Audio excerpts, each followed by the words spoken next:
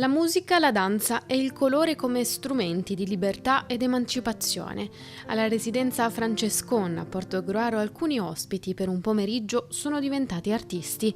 La loro tela, un lenzuolo bianco, il colore usato per esprimersi a tempo di musica. Un gruppo di nostri anziani ha potuto sperimentarsi e diventare artista, ha potuto esprimere se stesso a ritmo di musica, in libertà, e ha potuto usare una parte del corpo che di solito non è quasi consentita, no? E quindi loro attraverso i piedi, attraverso la danza, attraverso la libertà di muovere le loro mani con un pennello, hanno potuto creare, diventare artisti e hanno avuto la possibilità di sperimentarsi. La finalità di questo progetto è mettere le persone di questo tipo nelle condizioni migliori e di fare stare 10 minuti, un quarto d'ora a contatto con i colori, e questo ci fa molto bene. Abbiamo voluto un po' cambiare l'idea e la visione che c'è generica di una casa di riposo, che non è più quella dove tu vai a finire la tua vita,